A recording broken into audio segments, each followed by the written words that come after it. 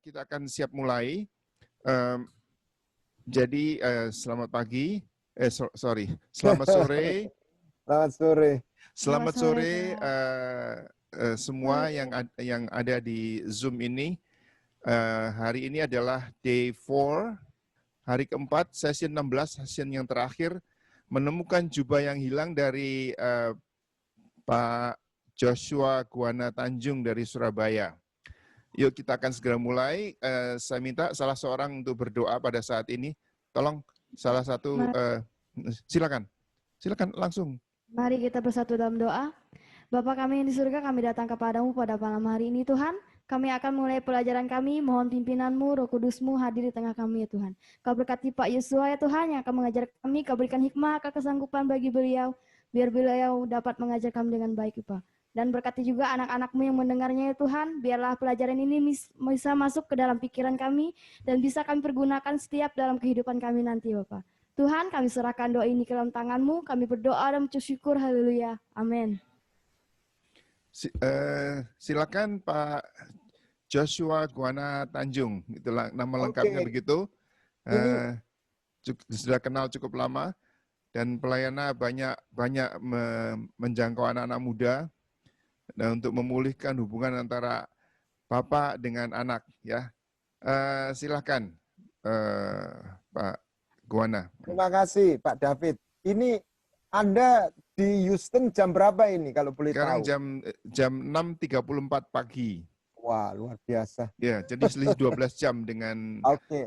Surabaya, Untung 12 Jakarta. jam. Kalau 15 jam berarti subuh. Baik, Shalom, selamat malam anak-anak. Malam. Shalom Pak. Walaupun kita berjauhan, kita kenalan dulu lewat Zoom ini. Pak. Pak David, saya bisa dibantu kalau misalnya ini wajah saya kelihatan dan kelihatan Pak. Yang di screen yang wajah saya atau presentasi saya? Kelihatan semua Pak. Dua-duanya kelihatan. Dua-dua. Oke deh. Baik, kita mulai ya.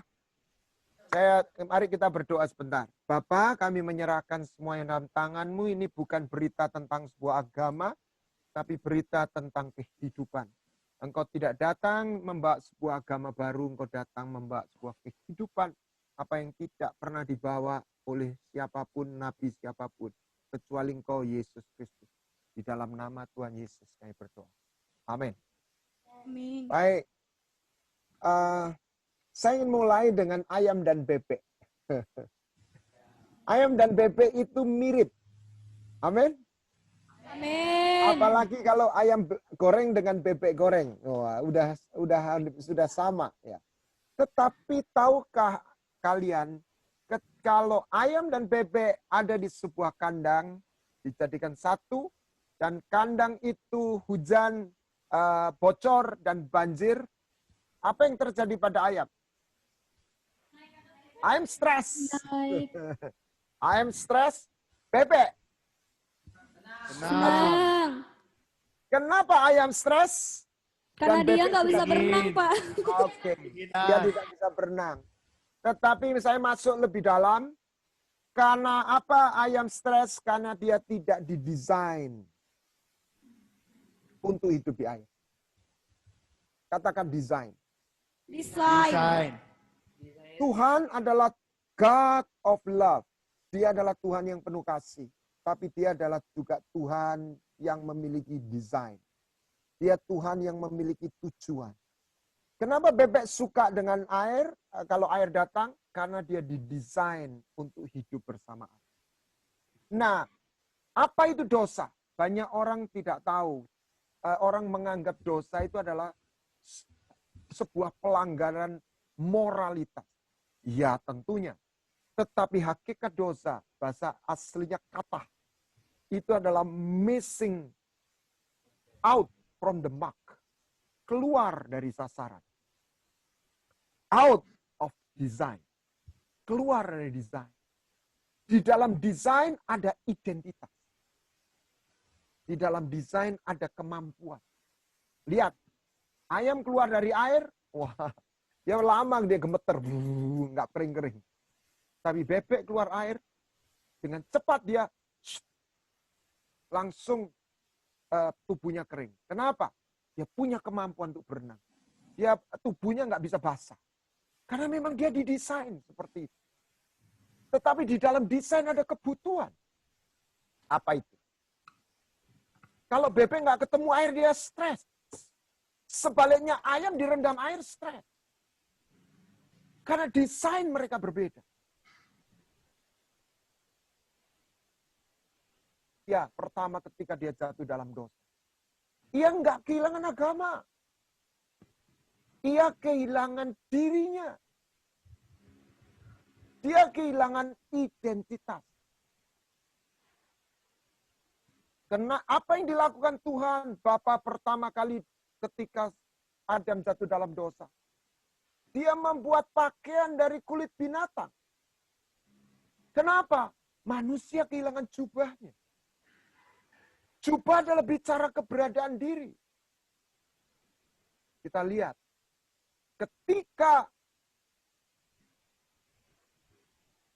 Ketika anak yang hilang pulang ke rumah, pergi dari rumah bapak.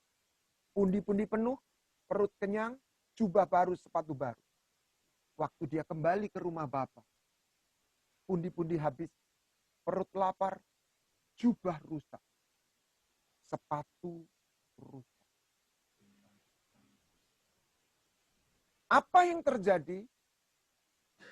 Anak yang hilang bukan hanya mengalami kerusakan moral, tetapi yang membutuhkan pengampunan. Melainkan dia mengalami kerusakan atas keberadaan diri. Dia tidak hanya membutuhkan pengampunan atas dosanya, tetapi dia membutuhkan pemulihan identitas. Dia membutuhkan menerima kembali jubahnya yang rusak. Oleh kuasa perjanjian. Pernah lihat ini? Mungkin sebagian belum pernah. Pak David pasti tahu ini. Ini film dari Amerika. Siapa dia? Joker.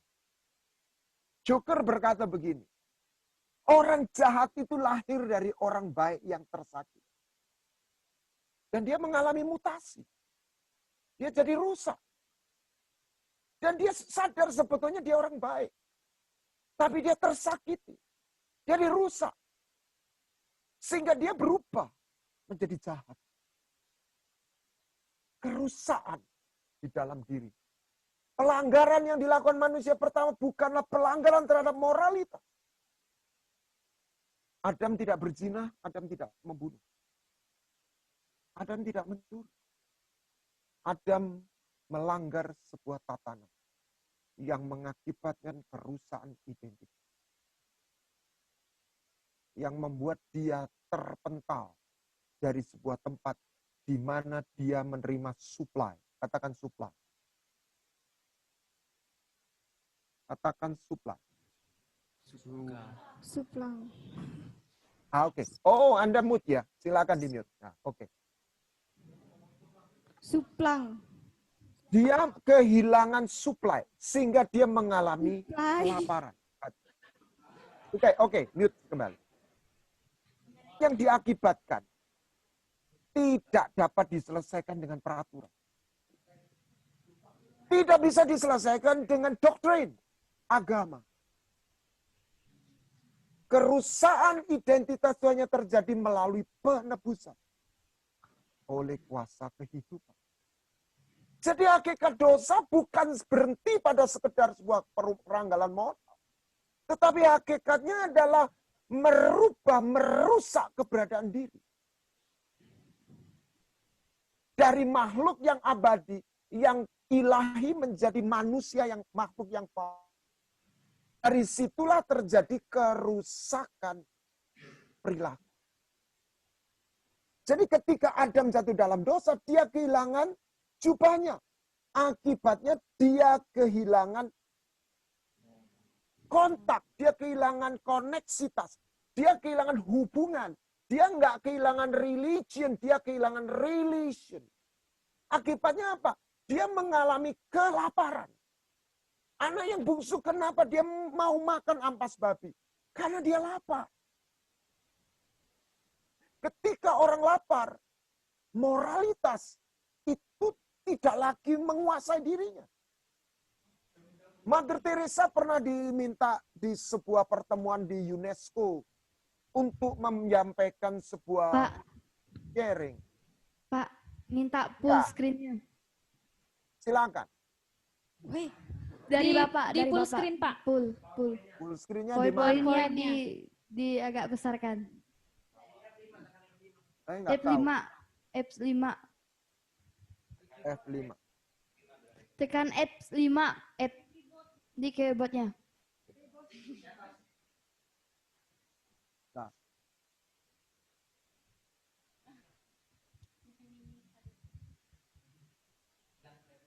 Di keyboardnya ditekan, Pak. Di keyboard ada Iya, di iya, atasnya iya. ada tekan F5, Pak. F5. oh ini malah full Oke, Pak. screen Oke, ininya. Pak. Ya, next, Pak. Oke. Maksudnya supaya Ini supaya full di sini screen, dijelas. full screen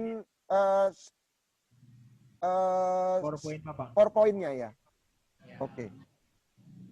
Oke. Di next aja lagi, Pak. Ah, ya. Oke. Nah, Anda lihat Mother Teresa menyampaikan ini, dia berkata, dia diminta untuk sharing untuk orang-orang pelayanan orang miskin yang dia lakukan.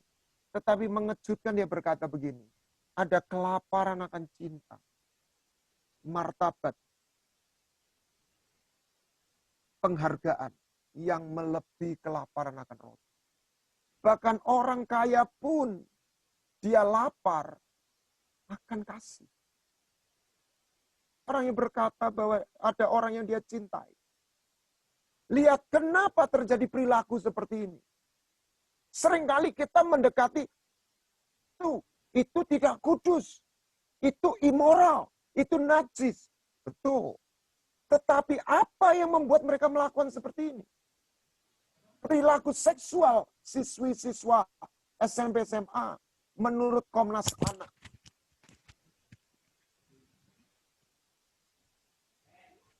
Kenapa mereka berperilaku seperti itu? 94% pernah melakukan petting dan oral sex.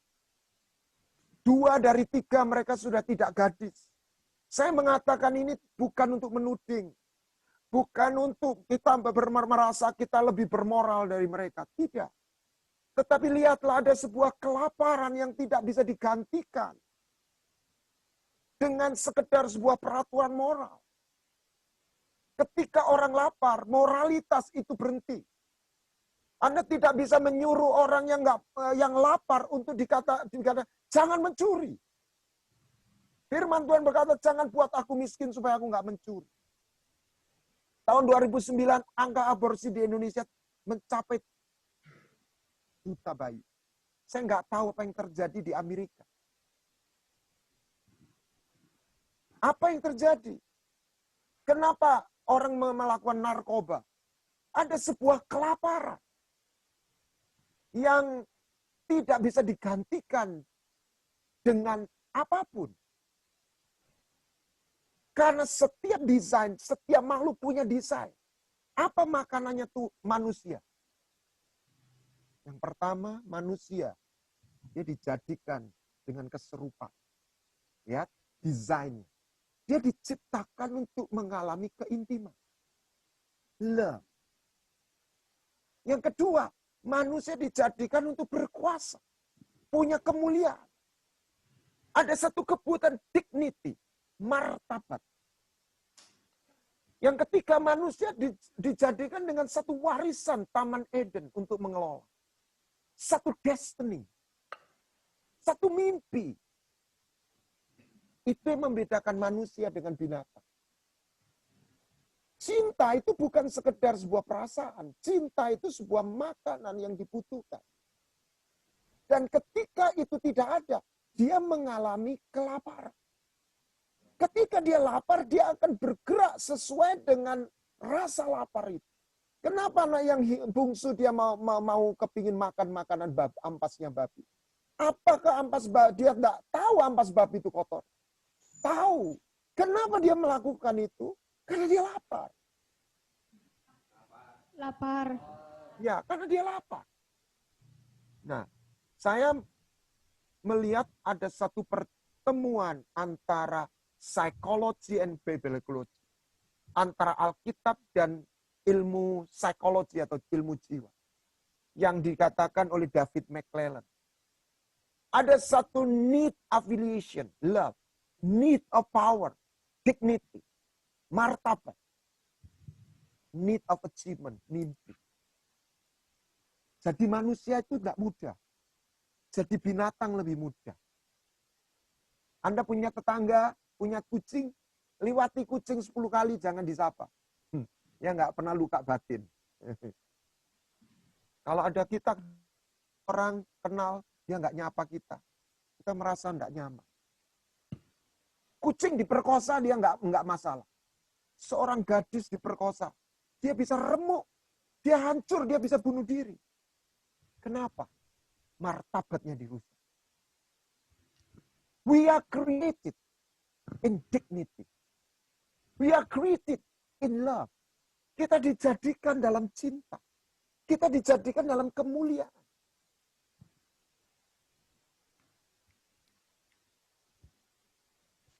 Lihat, kenapa sih pertandingan olahraga ini laris? Ini siapa ini? Jojo, Asian Games. Ya. Kita suka, kita tidak ikut bertanding, tapi kita rasa ikut menang. Ini adalah karena manusia itu dijadikan untuk menang. Kita nggak suka kalah. Saya bukan psikolog, tapi Alkitab mengajarkan saya, siapa kita? Kita makhluk spiritual. Kita bukan hanya butuh roti. Yesus berkata manusia tidak hidup oleh roti saja. Manusia hidup oleh firman yang diucapkan oleh Allah. Dan firman itu berkata, akulah roti kehidupan. Nah, perjumpaan dengan Bapa. Bentar. Perjumpaan dengan Bapa bukan hanya memberikan pengampunan. Ketika anak yang hilang pulang, dia dipeluk oleh Bapa. Perhatikan, di titik dia dipeluk oleh Bapa, dia sudah diampuni. Tapi di titik itu jubahnya belum diganti. Banyak anak Tuhan sudah mengalami dilawat Tuhan. Tapi kita nggak boleh berhenti di situ. Kasih Bapa bukan hanya mengampuni. Kasih Bapa itu mengemulikan identitas. Memulihkan desain kita. Ada seorang sastrawan China, Mo, yang dia memenangkan hadiah Nobel tahun 2012. Dia mengatakan dalam bahasa Mandarin itu seperti bahasa Ibrani, mirip-mirip filosofinya. Kata wo atau aku dengan kata cao itu ternyata hurufnya sama. Anda bisa lihat. Bedanya kata cao itu nggak ada topinya. Kata wo pakai topi.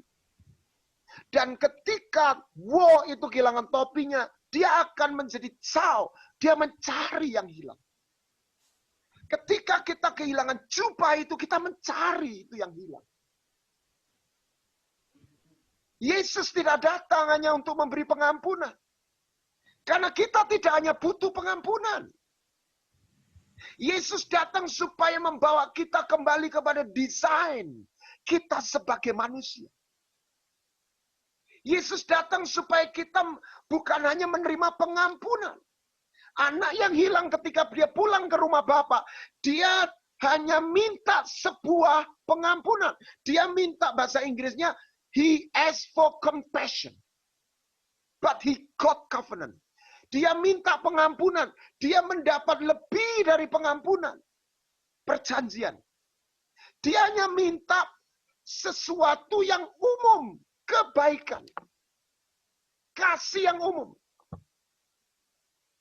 Karena dia lapar, dia hanya minta remah-remah. Dia hanya minta boleh makan.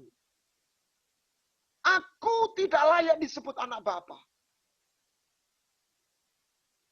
Aku telah berdosa kepada atas sorga dan Bapa. Dan yang waktu dia kembali, dia sudah siapkan kata-kata itu. Dan yang ketiga, belum sempat dia ucapkan, bapaknya sudah memeluk dia.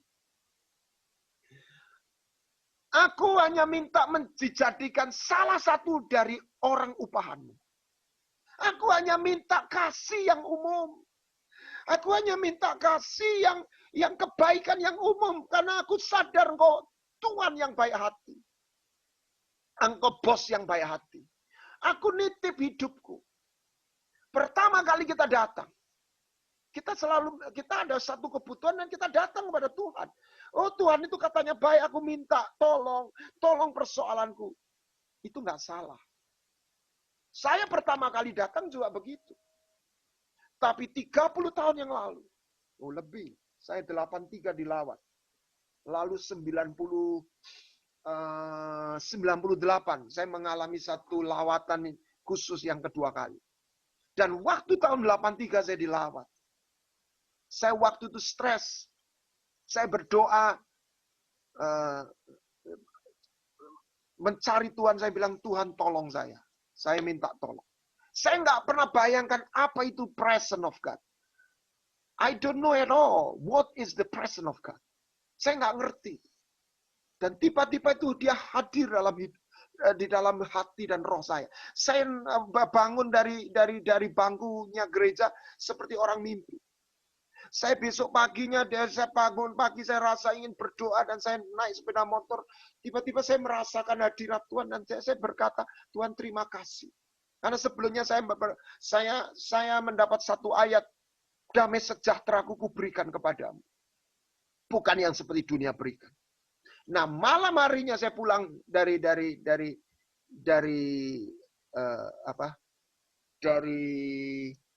kuliah waktu itu. Umur saya waktu itu masih 23. Dan dia berkata, Tuhan, aku nggak tahu engkau itu cinta atau sama saya.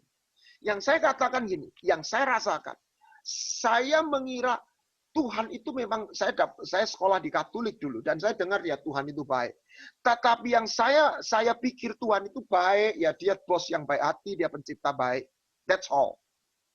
Tetapi yang saya rasakan, saya alami waktu itu. Saya mengalami satu perjumpaan dengan cinta yang personal. Yang pribadi. Saya nggak dapat cinta yang umum. Saya merasakan satu kehadiran yang satu pribadi yang menyapa saya secara pribadi. Saya ngomong begini, bahasa saya belum bahasa gereja. Saya nggak terlalu ngerti Alkitab, saya bahasa sehari-hari saya begini.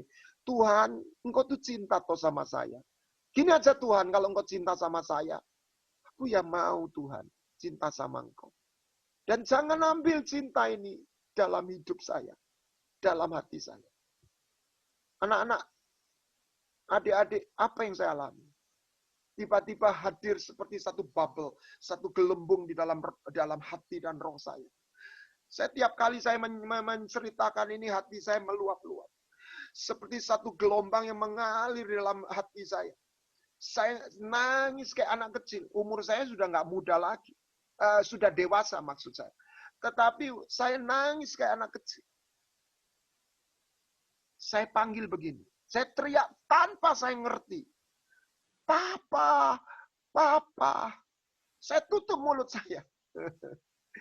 Wih, lancang kamu. Saya ngomong sama diri saya sendiri. Lancang kamu.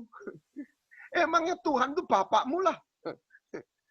Tapi saya rasakan saya nggak ketemu dewa. Saya nggak ketemu bos.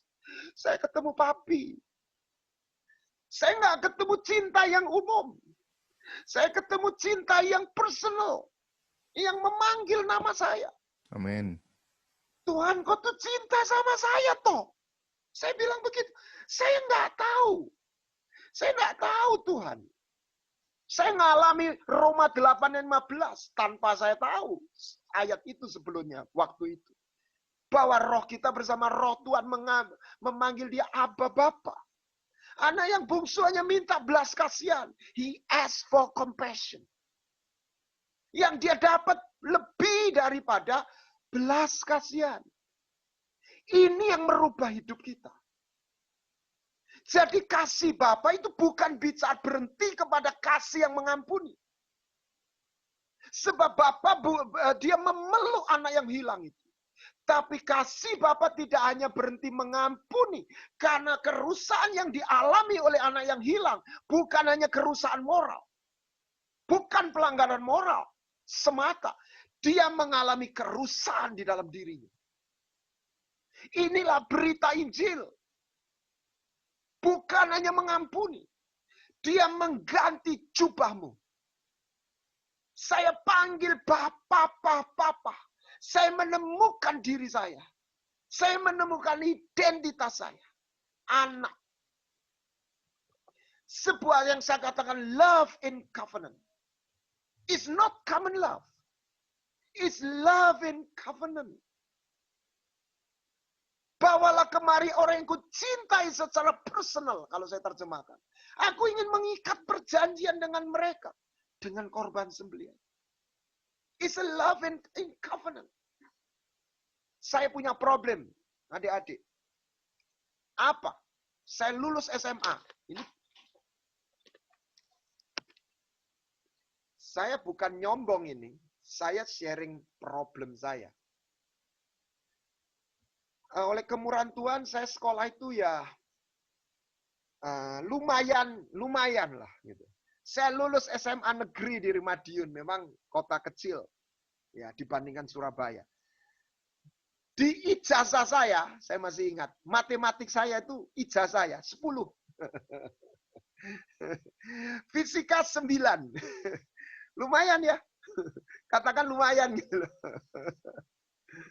Lumayan. Oke. Lumayan, Tapi saya Pak. bukan sharing untuk prestasi saya. No. Saya mau sharing problem saya. Apa? Apa Pak problemnya? Saya bukan anak bodoh. Tapi saya punya problem. Problem Bapak apa? Saya nggak tahu masuk jurusan apa. Saya mengalami krisis identitas. Karena saya punya problem hubungan dengan ayah saya.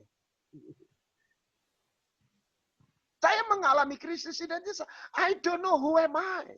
Saya nggak tahu siapa saya. Kalau saya nggak tahu siapa saya juga nggak tahu tujuannya untuk apa saya melangkah. Saya mau kemana, saya nggak tahu. Mau masuk elektro, kok kayaknya nggak hobi listrik ya. Iman. Nah, kita lihat. Coba dalam mana ya? Saya lupa. Keluaran 29, Ulangan 29 ayat 5. Ulangan, saya nggak siapin. Ulangan 29. Ulangan 29. Ayat 5. Ayat Tolong dibaca. 40 tahun lamanya aku memimpin kamu berjalan melalui padang gurun. Pakaianmu tidak menjadi rusak di tubuhmu, dan kasutmu tidak menjadi rusak di kakimu. Amin. Amin. Lihat, ada satu keterpadanan yang matching ya. Ada kata kunci, jubah dan sepatu. Sebab tanpa sepatu orang nggak bisa jalan. Tanpa jubah dia nggak bisa berjalan, dia nggak bisa hidup di padang gurun. Dan di ayat berikutnya tentang roti, makanan, supply. Di situ dia dapat makanan. Itulah Bapa. Kenapa Bapa? Nah, ini loh kasih tadi itu. Kasih yang memberikan identitas. Bukan kasih bos bayati bagi sembako. Ini diibaratkan Yonatan yang ketemu Daud. Dia bukan hanya memberi hadiah. Dia mengikat perjanjian. Covenant.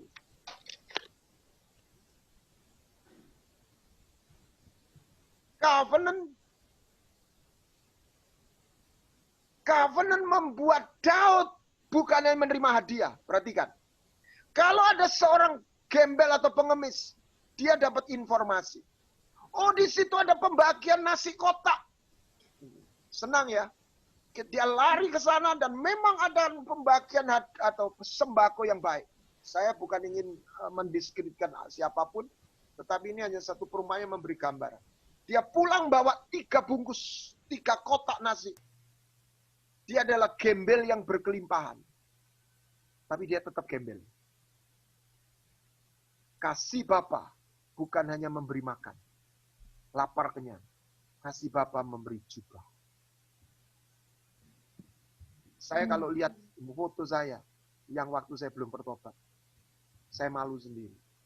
Wajah saya nggak ada senyumnya, ketawa nggak pernah, senyum nggak bisa, nangis juga nggak pernah, beku. Dan waktu saya di jamaah Tuhan, kamu tahu nggak? Saya nangis 1 minggu. Saya nangis 1 minggu. Oh, Bapak cengeng kali, Pak. Saya pelatih karate waktu itu. Ini bukan saya sharing untuk saya banggakan, tidak. I have a black belt. Saya itu punya sabuk hitam. Saya nidan, saya dan 2. Tapi waktu itu saya nangis, bukan karena sedih. Saya melihat satu aliran air yang seperti memenuhi roh saya, hati saya. Saya nggak ketemu dewa, saya nggak ketemu doktrin, saya ketemu Bapa yang memberikan saya identitas. Identitas pertama saya apa? Bukan pengajar, bukan hamba Tuhan. Identitas saya pertama apa? Anak Bapa. You are my son. Aku sayang sama engkau. Tuhan, kau cinta toh sama saya. I don't know. Saya bilang, aku nggak tahu Tuhan. Itulah yang saya alami. Nah, kita lihat dalam 1 Samuel 18. Apa ekspresi Yonatan? Dia nggak hanya mengasihi biasa. Aduh, arek iki lucu ya, aku suka. Dia bukan hanya suka. Dikatakan dia mengasihi Daud seperti dirinya sendiri. This is the kind of love. Ini loh cinta seperti ini loh, nak. Dan apa ekspresinya? Dia menanggalkan jubahnya dan memberikan pada Daud. Inilah yang dibawa Yesus. Engkau nggak hanya ditolong. Engkau diberi jubah. Engkau tahu, engkau someone, seseorang di dalam dia. Engkau menemukan kembali identitas yang hilang. Pernah lihat Kung Fu Panda nggak? Kan si panda itu bisa mainkan jurus inner peace yang mengalahkan si merak. Apa pergumulannya? Itu cerita sebenarnya dari Musa. Kapan dia bisa memainkan jurus itu? Ketika dia menemukan dirinya, identitasnya. Yesus datang supaya engkau menemukan dirimu di dalam Bapa. Buka hatimu. Rasakan, Bapa sedang memelukmu dan mengganti jubah yang kotor itu. Mungkin ada pengalaman masa lalu di mana jubahmu dirobek oleh orang. Engkau disakiti atau tersakiti oleh keadaan. Ataupun seseorang sengaja atau tidak. Saya kenal ada seorang anak pendeta pernah diperkosa oleh staf gereja tanpa ada seorang pun tahu. Bagaimana aib itu disimpan. Dan dia tiba-tiba merasakan waktu dia remaja satu dorongan yang kotor yang membuat dia ingin berhubungan seks. Dan dia melakukan itu dan dia menyesal karena firman juga sudah ditanam. Dia nggak karena pergaulan, tapi karena satu peristiwa yang merobek itu. Jubahnya dalam versi yang berbeda-beda. Seringkali tiap kita punya sebuah luka masa lalu. Baik oleh keadaan maupun oleh seseorang. Saya kasih tahu, engkau nggak perlu ketemu orang jahat untuk tersakiti. Engkau cukup gagal paham. Orang bisa tersakiti. Bukan karena dia ketemu orang yang jahat. Karena memang manusia itu mengalami komunikasi yang tidak sempurna. Sehingga kita bisa tersakiti atau kita menyakiti. Sengaja atau tidak. Yesus datang. Supaya engkau mengalami cinta seperti Yonatan mengasihi Daud. Dia memberikan jubah. Dia memberikan baju perang. Ketika engkau menemukan jubahmu, engkau juga menemukan cincinmu, tongkatmu. Dan engkau menemukan sepatumu. Engkau menemukan otoritasmu.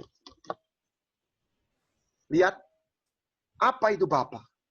Dia memberi cinta, dia memberi martabat, Dia memberikan warisan. Identitas. Dia memberi makanan, tiga hal yang menjadi makanan manusia. Love, dignity, and destiny. Saya membuat satu quote begini. Life is a gift. You never create it, but you are called to make it. We were born not just for living. Kita makhluk roh. We are spiritual being. Kita ini makhluk roh. Kita nggak lahir hanya untuk makan minum. Kita lahir dengan satu desain. Kita didesain untuk mengalami keintiman. Untuk menyembah Dia. Makanya yang beragama itu cuma manusia. Karena ada satu naluri mencari sesuatu yang ilahi. Binatang nggak ada naluri itu. Tapi agama itu adalah usaha manusia. Dia bisa memberi pengajaran, tapi dia tidak pernah bisa membawa kita pada perjumpaan. Apa yang dibawa Yesus melalui Injilnya bukan hanya berhenti pada pengajaran. Tetapi sebuah perjumpaan.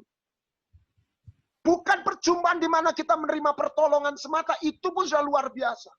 Tapi perjumpaan dengan sebuah cinta yang personal. There's a daddy. Itulah papa. Itulah ayah. Dan dia nggak hanya memberikan cinta, dia memberikan martabat. Dan dia menyediakan warisan. Di situ perilaku kita, keberadaan dia, being kita, itu diubah. Di situ baru terjadi satu transformasi keberadaan diri, dan di situ perilaku kita dirubah. Bukan oleh satu peraturan semata. Sekalipun disiplin peraturan itu perlu untuk melatih mental kita. Makanya ada kata kunci mental spiritual. Kita butuh spiritual dan mental. Digabung mental spiritual. Di situ kita baru menjadi manusia baru. Manusia roh. Fondasinya di mana? Ketemu identitas. Siapa yang memberikan identitas? Father, Daddy, Papa. Kenapa? Kita petakan. Coba saya kasih contoh. Kalau seorang anak, dia punya papa. Papa itu sudah jahat, suka marah, pelit lagi. Tahu pelit nggak? Pelit. Ya, kikir. Ada suara mendesis. Saya nggak tahu. Oke. Dia akan ngomong gini. Gua nggak bokap-bokapan. Itu yang namanya fatherless. No papa. Yang kedua, seorang anak yang disayang bapak. Papanya ini sayang sama dia. Tidur, dipeluk, digendong, diselimuti. Kecil diantar ke sekolah. Siapa yang diantar sekolah sama papanya? Pertama kali dia amu sekolah. Saya tahu, Pak David. Saya nggak diantar, saya diantar mama saya. Oke. Kalau Bapak nggak pernah, Pak. Ya, itu. Banyak anak yang nggak pernah diantar oleh anak, nggak pernah merasakan, dan dia merindukan, papanya nggak sadar. Papa saya, nanti saya akan cerita. Nah, dia misalnya punya bapak yang sayang sama dia, tapi bapaknya ini perempuan, miskin, bangkrut, nggak punya apa-apa. Si anak akan bilang begini, Pak, kamu sayang sama aku sayang. Aku besok kalau aku sukses, aku mau nyenengkan hati papa. Aku mau balas cintanya papa. Tapi dengan kata lain, aku sayang sama papa, aku tapi nggak kepingin jadi kayak papa. Sebab bapak yang nomor 2, versi kedua ini hanya memberi cinta, dia nggak pernah memberi martabat dan warisan. Tapi umpamanya kau punya bapak, yang begitu sayang sama, bayangkan aja. Dia cinta sama kita, tidur selimuti, kita sekolah digandeng, di ini. Tapi lebih dari itu, bapak kita ini orang sukses. Dia kalau pendeta, dia pendeta yang berhasil. Kalau dia dosen, dia profesor doktor. Kalau dia bisnismen, dia bisnismen yang berhasil. Wow. Dan dia jadi wali kota. Wow. Wali kota Singkawang. Gitu ya. Atau Pontianak. Wow. Jadi kita anak wali kota. Sekolah diantar sama petugas. Kasih hormat lagi. Dan dia Suka berbuat baik sama tetangga. Tetangga itu kenal semua. Dia juga baik sama ibu kita. Nggak pernah selingkuh, nggak pernah apa. Ya, jadi dia sayang sama kita. Dia sukses. Dia sayang keluarga. Dia baik sama orang-orang sekitar. Dia dikenal orang. Oh, anaknya ini toh kamu. Dia pejabat tinggi. Dan dia pinter sekali. Dia pinter sekali. Wah, dia PhD doktor lulusan universitas terbaik di Indonesia. Wah. Dan yang terakhir, dia ganteng, cakep kayak bintang film. Oh, ini cuma umpama. Bayangkan kita punya papa seperti itu. Saya tanya anak laki, kalian yang laki-laki. Kalau kamu punya anak papa seperti itu, apa yang kamu katakan sama dia? Bangga, terima kasih. Oke. Saya untuk mempersingkat waktu.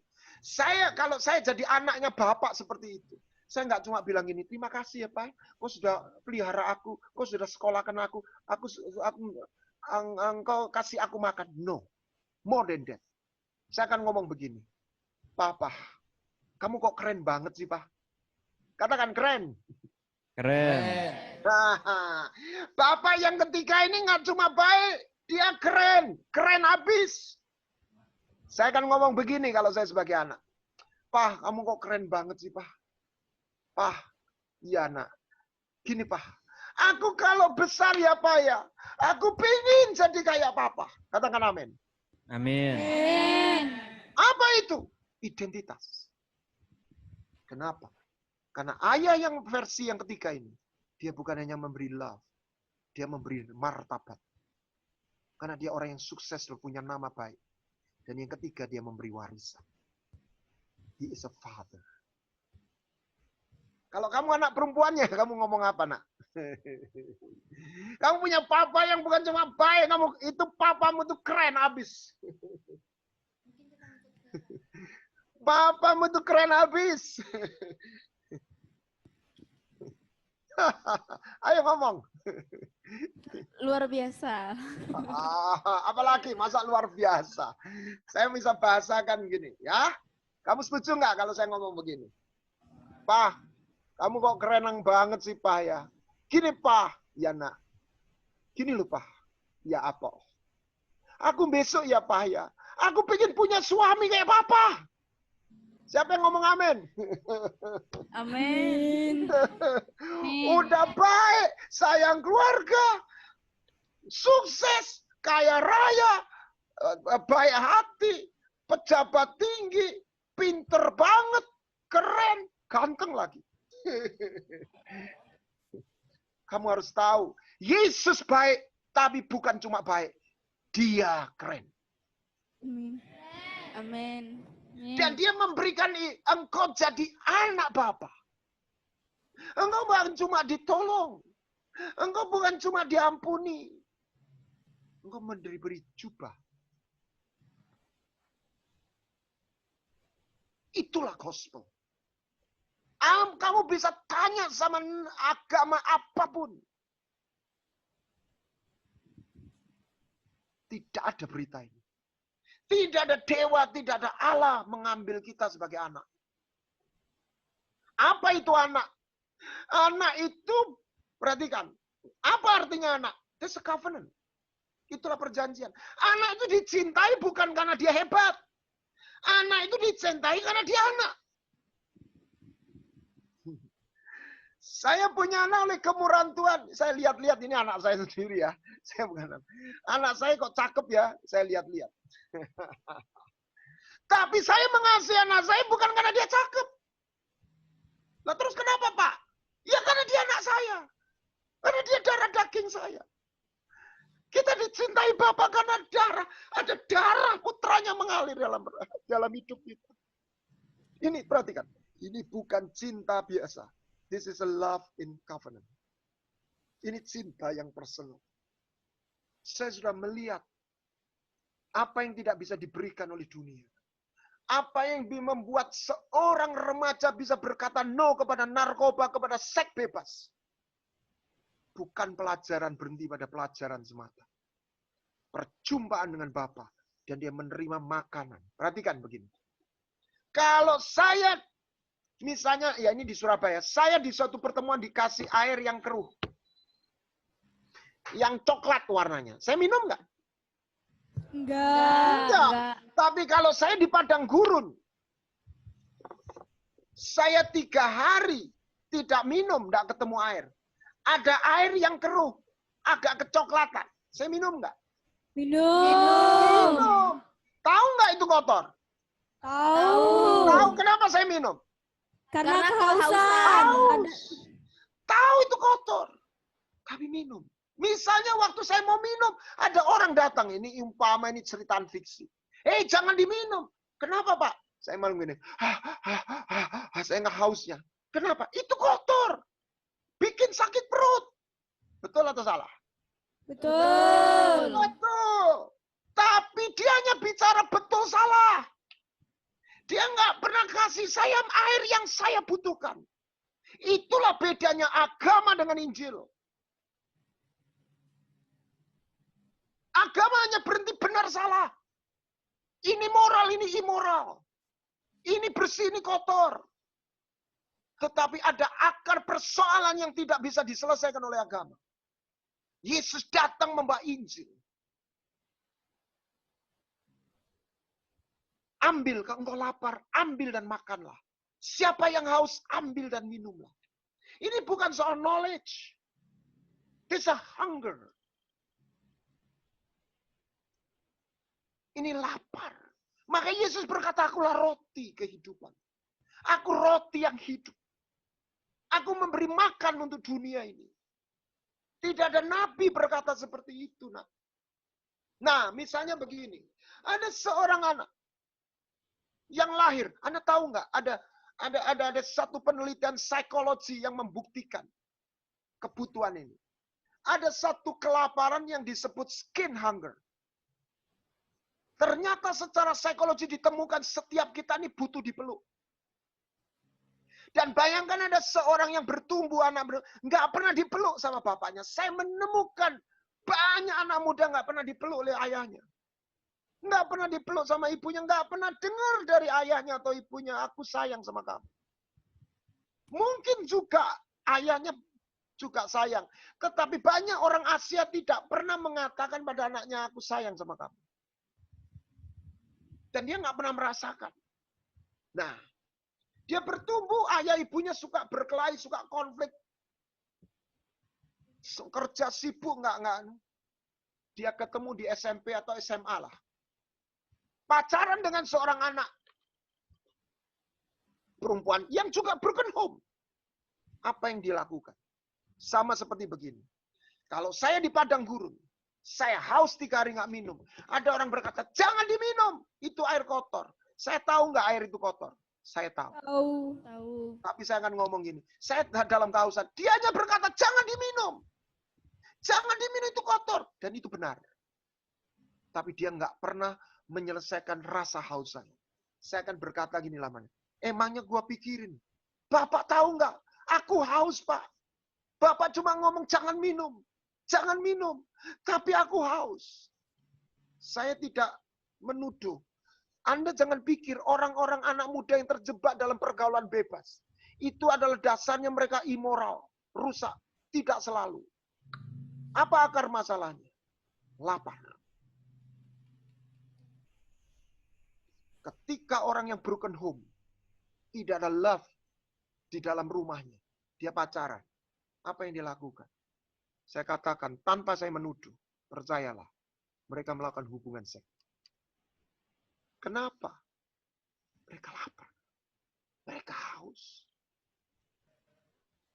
Tidak ada satu cukup perintah moral yang bisa membentengi mereka.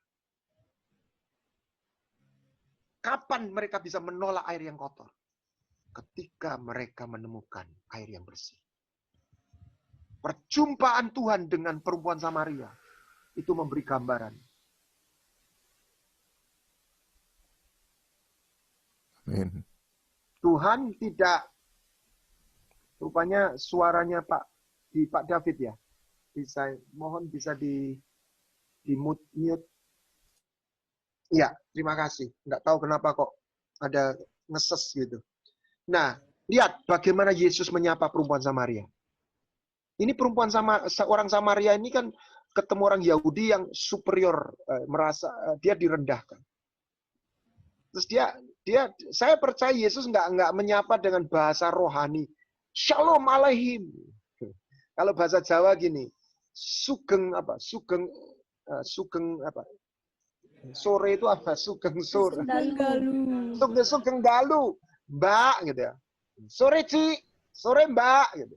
Sore Mas gitu ya. Sore kok. Aku minta minumnya, Ci. Kamu orang Yahudi kok minta minum sama aku, ya nggak apa-apa toh. Kalau kamu tahu aku tuh siapa, kamu pasti minta air dari aku. Emangnya siapa? Ya, suamimu di mana? Aku nggak punya suami. Oh ya. Suamimu 5 toh. Kamu pernah kawin cerai 5 kali lah. Oh, kamu kok tahu? Mas, kamu kok tahu, Kak? Ya tahu aja. Ini imajinasi saya. Kamu mencari cinta toh. Kamu nggak ketemu kan? Kamu cari setiap kali kamu menemukan pria, kamu berharap dicintai, ternyata dia tidak pernah bisa memuaskan hati. Dan kau kepada pria yang lain. Aku punya air yang bikin kamu nggak haus lagi. Kamu lihat itu di Yohanes 4. Langsung perempuan Samaria bilang, aku mau air itu. Kasih aku minum. Betul, kamu haus tuh. Ini air, kalau kamu minum, kamu nggak haus lagi. Dan perempuan Samaria itu menemukan air itu. Yang membuat hidupnya berubah. Bukan karena sebuah pelajaran moral semata. Karena dia menemukan air yang hidup. Air yang jernih. Tuhan berkata, siapa yang haus, ambil dan minumlah dengan cuma-cuma. Satu lagi. Saya berapa kali diizinkan Tuhan untuk mengadakan KKR Hati Bapa. Yang terakhir salah satu yang di Semarang, di Holy Stadium JK Injil Kerajaan, gerejanya Pak almarhum Pak Petrus Agung. Itu seluruh siswa SMP, SMA, seluruh Semarang, Katolik Kristen. Dan salah satu saya melihat lawatan Tuhan. Ya. Salah satu pelayan Tuhan tuh bersaksi sama saya begini. Pak, tadi ada satu anak ngomong dekat di saya. Saya nggak tahan, Pak. Dia ngomong apa? Ngomong apa, Pak? Bapak mau cium saya. Kenapa? Aku nggak pernah dicium sama papaku. Dia bingung juga. Ya udah. Dia cium langsung resting. Bung, jatuh dia. Dilawat Tuhan. Saya nggak ngerti kok bisa begitu ya. Dilawat Tuhan. Orang itu, saya bilang gini. Saya bilang, siapa yang mau minta ampun atau memaafkan atau minta maaf kepada ayahnya atau ibunya, saya panggil guru-gurunya di depan. Anggap aja si guru, ini kalau sama papa kamu datang ke ayah, kalau ibu guru kepada ibu. Maju, saya bilang.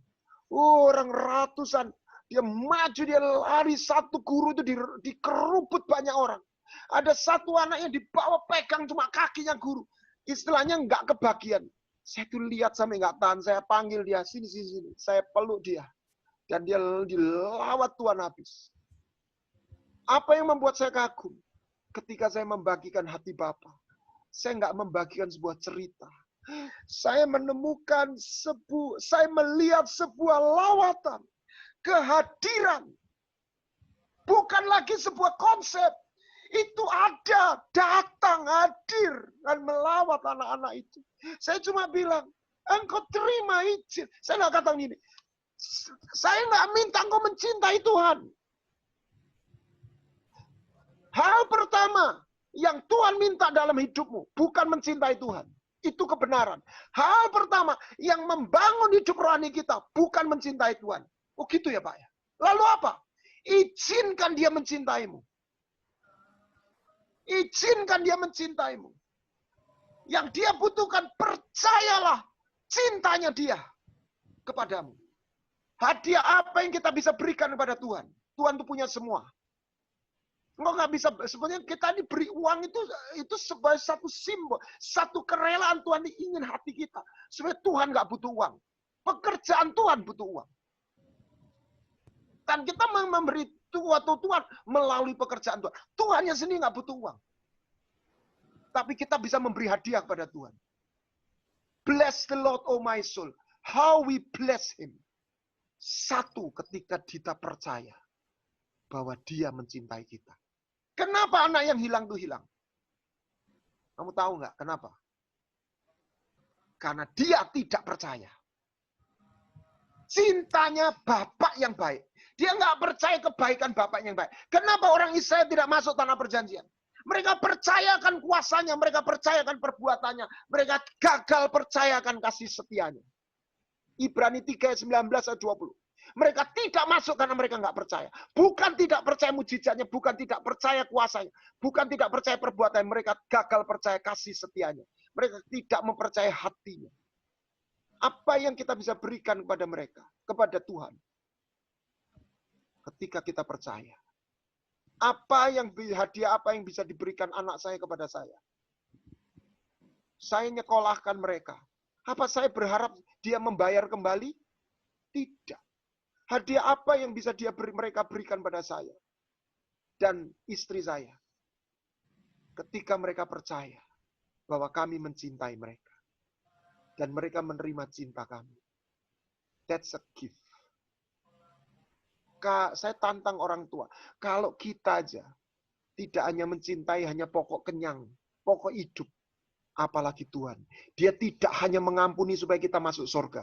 Tidak berhenti. Saya tidak mengecilkan keselamatan dalam arti pengampunan. Yang saya membagikan cintanya dia kepada kita. Itu lebih daripada pengampunan. Dia ingin memberikan identitas. Dia ingin memberikan cinta, martabat, dan warisan. Malam ini buka hatimu. Buka hatimu. Panggil dia. Engkau boleh panggil dia papa. Engkau boleh panggil dia daddy. Engkau boleh panggil dia abba. Engkau boleh panggil dia apa? Father. Engkau boleh panggil dia dalam bahasa sehari-hari. Bapak. Ya. Dia nggak hanya memberi cinta biasa, dia memberi cinta yang personal. Engkau akan tahu bahwa engkau bukan nomor di antara 7 miliar manusia. You are someone. Engkau seseorang yang berharga, bukan karena prestasimu. Bukan karena engkau lebih baik dari orang lain. Karena dia anak, karena kita adalah anaknya. Dan kayaknya nggak semua orang dipanggil jadi anaknya. Tapi ketika engkau percaya Yesus, artinya engkau dicintai bukan secara umum. Engkau dicintai secara pribadi. Amin. Dan buka hatimu, buka tanganmu saat ini. Buka tanganmu. Pejamkan matamu. Saya mengajak engkau bukan doa formal. Buka tanganmu begini, ini aja. Ya, pejamkan matamu. Izinkan engkau dalam imajinasimu, Yesus berdiri di depanmu. Roh Kudus, aku minta engkau hadir di tengah-tengah mereka. Roh Kudus, engkau nggak dibatasi tempat saat ini. Izinkan dia kau lihat Yesus berdiri di depanmu. Dia bukan hanya mengampuni lebih daripada itu. Dia memelukmu. Panggil dia Bapa. Panggil dia. Panggil dia. Engkau ucapkan Bapa. Bapa. Katakan Bapa. Bapa, panggil terus. Bapa, ini aku. Bapa, ini aku. Bapa, ini aku. Ayah, ini aku. Ayah, ini aku. Dan dia memeluk engkau. Engkau mulai bayangkan. Dan izinkan dia melepaskan jubahmu yang kotor. Mungkin ada waktu kecil engkau ditolak. Engkau dibedakan. Mungkin waktu kecil engkau mungkin pernah mengalami pelecehan seksual. Saya nggak tahu apa yang engkau alami. Ada perasaan engkau terluka, ada perasaan engkau bukan siapa-siapa. Ya memang kita bukan siapa-siapa. Tetapi seperti anak yang hilang, aku nggak berharga, aku nggak berani, aku nggak layak. Tapi engkau bayangkan anak yang hilang. Bapaknya bukan hanya menolong memberi makanan. Dia bukan hanya berhenti memeluk, dia memberi jubah. Bapa, berikan aku jubah itu. Katakan. Bapa, berikan aku jubah itu. Bapa, berikan aku jubahmu. Bapa, berikan aku jubahmu. Di dalam nama Yesus Kristus. Roh Kudus, saat ini Engkau lawat. Ambil. Izinkan Bapa itu mengganti jubahmu. Izinkan dia mengganti jubahmu yang kotor. Panggil dia. Dalam nama Yesus Kristus. Dalam nama Yesus Masiah. Engkau mulai memanggil, engkau menyembah dia. Engkau mulai bersuara. Engkau memanggil dia. Ayo, semuanya menaikkan suaramu. Yesus, panggil terus. Yesus.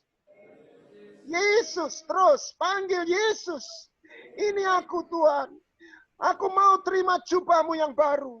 Aku mau terima, aku mau melepaskan jubah aib masa laluku. Aku mau terima jubah Bapa di dalam nama Yesus. Aku mau menerima cincinmu. Aku menerima sepatumu. Sehingga aku menemukan panggilanku di dalam hidupku. Aku menemukan identitasmu di dalam nama Yesus Masiah. Adik anak yang di depan, yang di samping baju biru itu di tengah. Aku tahu, saya merasa engkau, you are fatherless.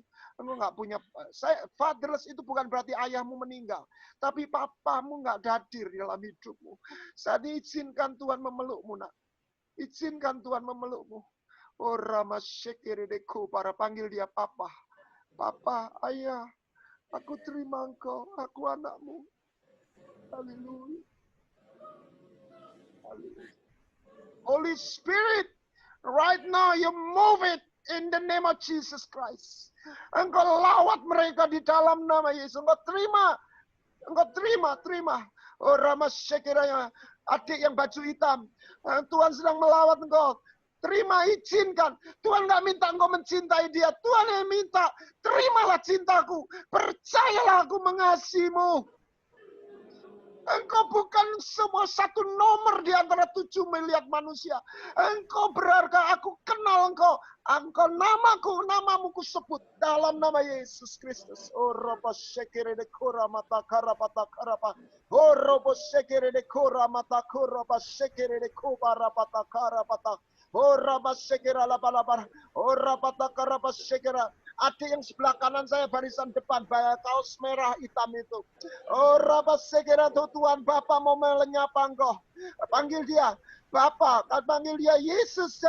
Aku mau terima engkau sebagai anakmu. Jadikan aku anakmu. Aku mau terima jubahmu. Aku mau melepaskan jubah yang kotor. Aibku masa lalu. Aku bukan gembel lagi. Aku bukan anak yang gagal lagi. Aku jadi anak Bapa. Oh, robo segere de kora mata robo segere de kobora mata. Roh Kudus engkau lawat mereka. Oh, lawat mereka dalam nama Yesus. Oh, robo segere de koroba sakan. Oh, robo segere de korama. Lawat Tuhan di dalam nama Yesus Masiah. Oh, dalam nama Yesus.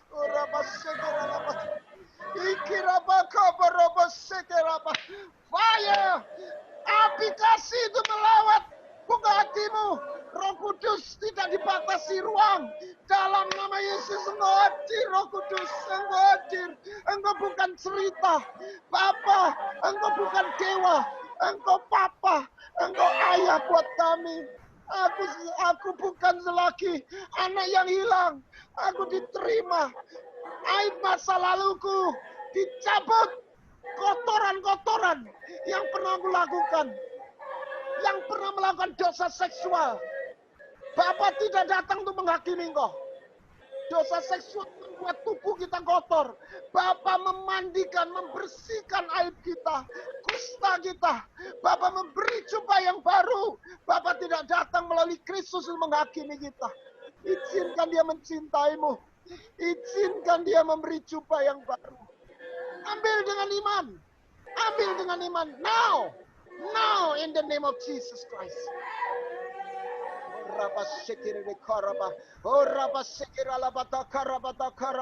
Adik yang di tengah baju biru dengan kaos putih. Oh Rabbah jin biru. Oh Rabbah saya buka hatimu. Oh Rabbah sekira labata koraba. Aku minta di dalam nama Yesus. Roh Kudus engkau sini menumpangkan tanganmu atas anak-anak ini. Di dalam nama Yesus. Ambil, terima. Terima kasih Bapa. Terima. Terima, terima Tuhan. Terima dalam nama Yesus. Panggil dia Bapa. Panggil dia Bapa. Ini aku. Panggil dia, jangan doa formal.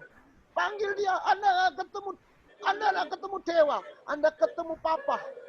Anda ketemu Papi. Anda ketemu Papa. Anda ketemu dewa. Anda ketemu Papa. Dalam nama Yesus Kristus.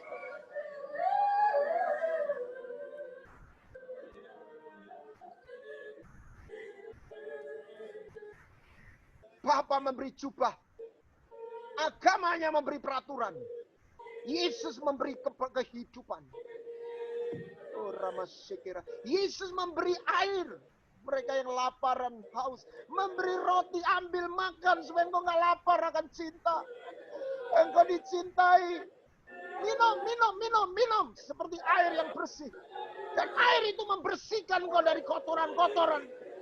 Dalam nama Yesus Hamasyadona. Roh Kudus, aku minta Roh Kudus. Aku minta. Rawat Bapa. Dalam nama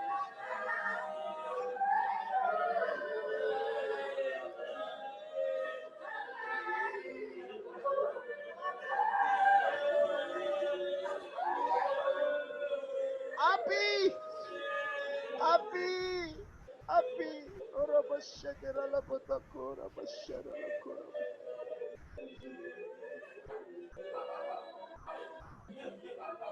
Ora basyakira botakora.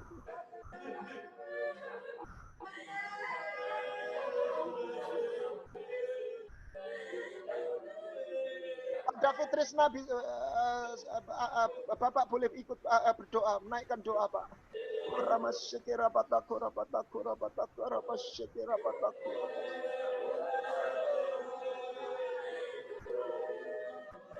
Ikira basyakira batakora basyakira batakapa.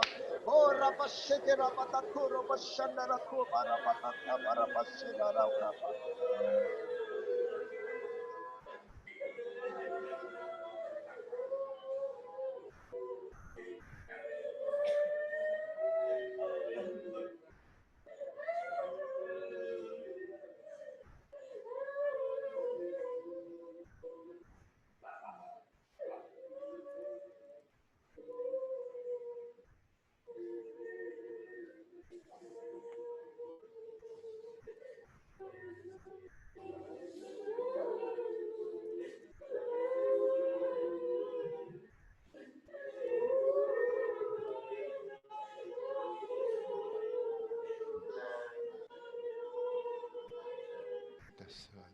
Haleluya, Jesus. Haleluya. Izinkan Bapa memelukmu. Haleluya. Izinkan Bapa mengganti jubahmu yang kotor. Masa lalumu yang lama sudah berlalu. Dalam nama Yesus Kristus. Haleluya.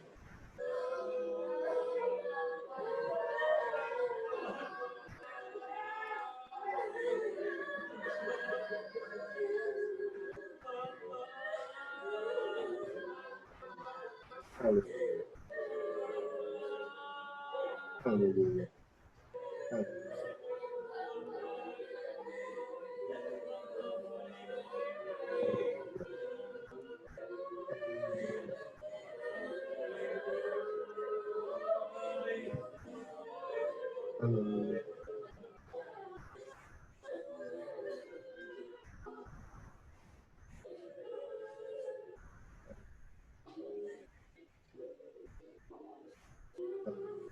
Kau Tuhan adalah Bapakku yang sangat menyayangiku, tak pernah sekali pun ku ragu-ragu. Haleluya.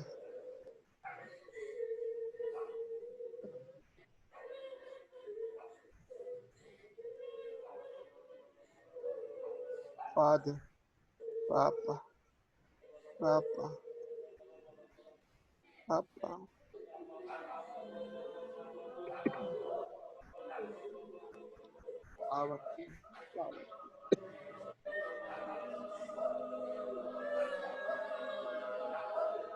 Oh, terus siapa yang mau menerima cincinnya, otoritasnya? Engkau nggak berjalan lagi dengan jadi korban nasib. Ada otoritas ilahi yang mau Bapak berikan padamu. Alam nama, engkau bukan nomor. Kita bukan nomor. Kita seseorang. Bukan karena kita hebat. Tapi karena perjanjiannya. Haleluya. Haleluya.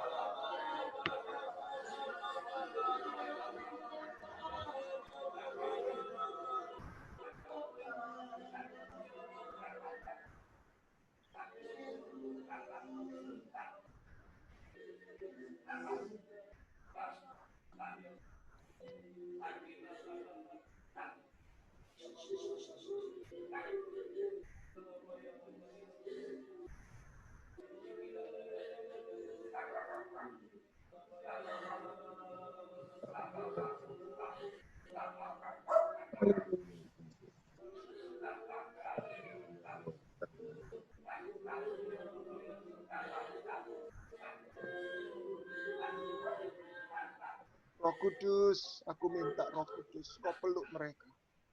Kau peluk mereka, Tuhan.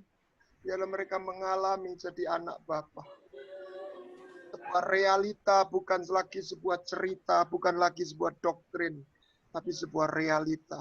Karena Engkau Roh Kudus hadir. Haleluya. Saya serahkan pada Pak David.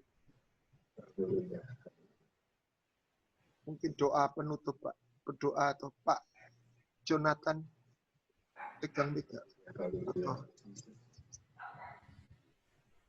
Haleluya. Pak Jonathan mengakhiri akan acara yang terakhir retreat Wisdom 2020 ini. Acara sesi ke-16 yang terakhir ini kita akan tutup seluruh retreat 2020. Silakan Pak Jonathan. Terima kasih Tuhan, terima kasih Engkau sudah berbicara melalui Pak Guana Tuhan. Tuhan, kami tahu bahwa banyak daripada siswa-siswa di sini Tuhan yang mengalami luka-luka batin karena kekurangan kasih daripada Bapak mereka Tuhan. Tuhan, Engkau saja yang bisa menyembuhkan luka-luka batin ini Tuhan. Melalui firman-Mu Tuhan, melalui persekutuan dengan Engkau Tuhan. Melalui kasih-Mu Tuhan, Engkau yang bisa menyembuhkan mereka Tuhan. Kami tidak bisa menyembuhkan mereka Tuhan. Hanya Engkau saja yang bisa menyembuhkan dalam jamahan pribadi kepada dalam hidup mereka masing-masing Tuhan. Sembuhkan mereka Tuhan, sembuhkan mereka. Supaya tidak ada efek-efek yang negatif yang akan terjadi terus dalam hidup mereka Tuhan. Terima kasih Tuhan, terima kasih. Terima kasih Tuhan, Engkau mengingatkan kami kembali Tuhan akan kasih-Mu yang luar biasa. Engkau adalah ayah kami, bapak kami, daddy kami, papi kami, apa kami. Engkau sangat mengasihi kami, lebih daripada siapapun yang bisa mengasihi kami Tuhan. Dan kami sangat membutuhkan kasih-Mu Tuhan. Kami sangat membutuhkan pelukan-Mu Tuhan. Urapan-Mu Tuhan. Usapan-Mu Tuhan. Terima kasih Tuhan, terima kasih. Engkau yang sembuhkan sendiri. Engkau sendiri yang menyembuhkan Tuhan melalui kasih-Mu Tuhan. Saudara-saudara kami, siswa-siswi yang kehilangan kasih. Ayah mereka Tuhan, bapak mereka Tuhan. Terima kasih Bapak. Terima kasih. Dalam nama Tuhan Yesus Kristus kami mengucapkan segala syukur kami kepadamu. Dan kami berterima kasih kepada Engkau sudah memakai Pak Guana untuk memberkati siswa-siswi di sini. Terima kasih Tuhan. Amin. Amin. Terima kasih semuanya. Jadi kita hari ini kita telah selesai dengan semua acara Wisdom 2020. Kita selesai 16 session barusan kita selesaikan dan 4 daripada generasi pertama akan kembali ke desa-desa di mana mereka harus bertugas. Dan kita mengucapkan terima kasih Pak Joshua Guana Tanjung dari Surabaya yang telah mengajarkan bagaimana hati Bapak kepada anaknya. Jadi untuk menyembuhkan luka-luka dalam batin kita sehingga kita tidak bisa bertumbuh dengan baik. Terima kasih sekali lagi. Saya boleh sharing info sedikit. Saya ada rencana oleh Anugerah Tuhan mengadakan webinar, seminar online bekerja sama dengan Distance Learning, satu center Distance Learning, tanggal 19 September, jam 9 pagi, hari Sabtu 19 September. Sehubungan dengan buku yang saya selesaikan adalah 3 Wujud Firman. Ini bicara tentang bagaimana perjanjian bukan hanya sebuah ibadah yang ritual, tapi kita harus mengalami perjanjian sehingga kehadiran Tuhan itu bisa dialami oleh setiap orang. Nah, kalau memang dimungkinkan, tentu saja feel free, bisa bergabung. Nanti info saya berikan pada Pak David dan juga Pak Jonathan Trisna. Tuhan memberkati. Pak Guana.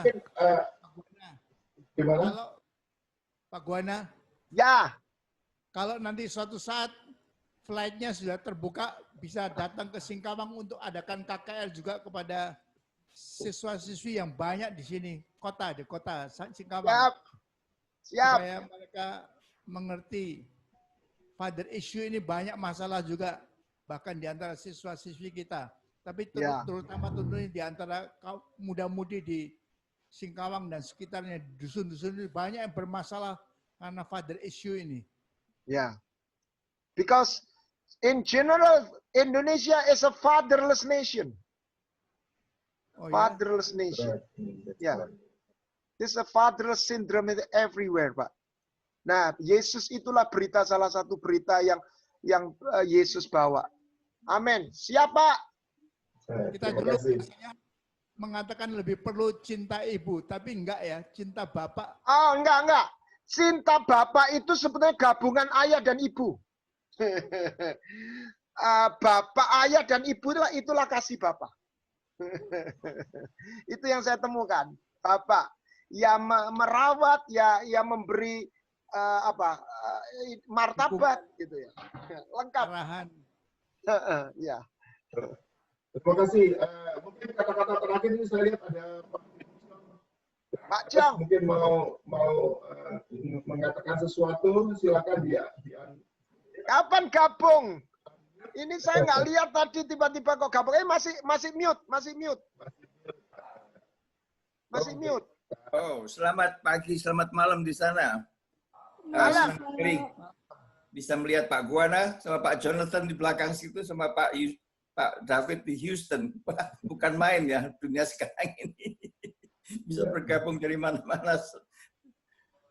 Puji Tuhan yang kalian di situ. Semoga Tuhan memberkati dengan hebat. Dan pekerjaan Tuhan bisa dilangsungkan bukan dengan daya sendiri, tetapi dengan urapan daripada Roh Kudus sendiri yang Tuhan Yesus menyertai kalian. Haleluya. Tuhan berkati kalian. Amin. Jadi terima kasih semuanya. Kita akan akhiri. Pak Yonatan masih mau ngomong sesuatu? Enggak. Terima kasih. Terima kasih semuanya.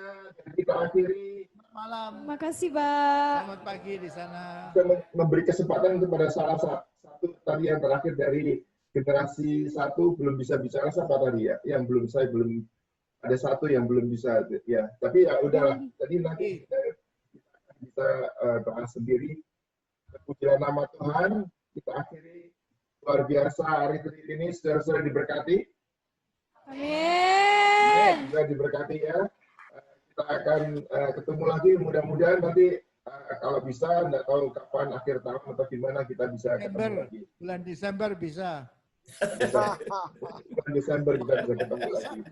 Masa pengutusan bulan Desember. Semuanya bye-bye. Bye-bye. Bye.